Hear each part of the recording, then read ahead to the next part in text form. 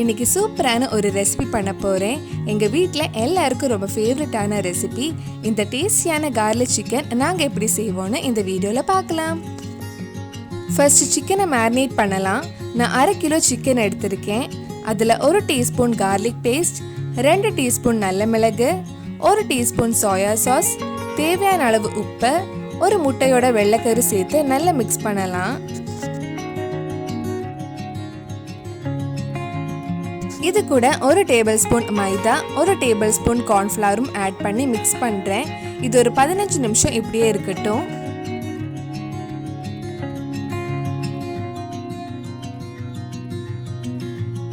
Chicken நல்லா ஊறினதுக்கு அப்புறம் fry பண்றதுக்கு ஒரு கடாயில எண்ணெய் சூடு பண்ண வச்சிருக்கேன்.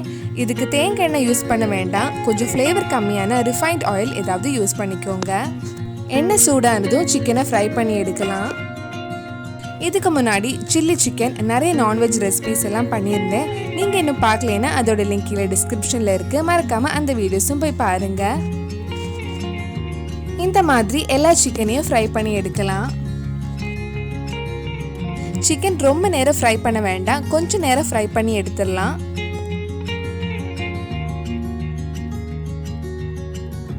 சிக்கன் எல்லாம் ஃப்ரை பண்ணிட்டோம். இப்போ அதே கடாயில் 2 டேபிள் ஸ்பூன் சின்னதாக கட் பண்ண பூண்டு போட்டு வதக்கலாம். 1 நிமிஷம் வதக்கினதுக்கு அப்புறம் ஒரு பெரிய வெங்காயம் சேர்த்து வதக்கலாம். இப்போ இது கூட ஒரு 5 பச்சை மிளகாய் ஆட் பண்ணுறேன். வெங்காயம் ரொம்ப வதங்கணும்னு இல்லை, கொஞ்சம் வதங்கினதும் ஒரு பாதி கேப்சிகம் போடலாம். சின்ன கேப்சிகமாக இருந்தால் ஒன்று ஃபுல்லாகவே எடுத்துக்கோங்க. இது கூட கொஞ்சம் ஸ்ப்ரிங் ஆனியன் ஆட் பண்ணுறேன். ஸ்ப்ரிங் ஆனியன் போட்டாலே ஒரு நல்ல சைனீஸ் ஸ்மெல், ஃப்ளேவர் எல்லாம் கிடைக்கும். 1 நிமிஷம் வதக்குனதும் நம்ம ஃப்ரை பண்ண சிக்கன் இதில் போடலாம். சிக்கன் இது கூட மிக்ஸ் பண்ணதுக்கப்புறம் இதில் 1 டீஸ்பூன் நல்ல மிளகு, 1 teaspoon soya sauce, 1 teaspoon tomato sauce, 1 teaspoon sugar add பண்ணி நல்லா மிக்ஸ் பண்ணலாம்.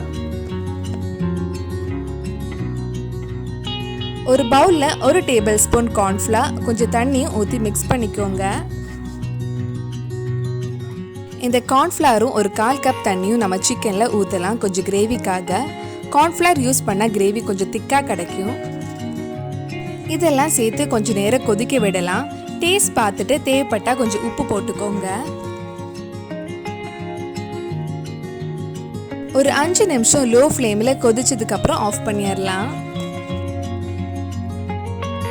டேஸ்டியான garlic சிக்கன் ரெடி ஆயிடுச்சு. ஹோட்டலில் கிடைக்கிற அதே டேஸ்ட்டில் இருக்குது. கண்டிப்பாக நீங்களும் இது வீட்டில் செஞ்சு பாருங்கள்.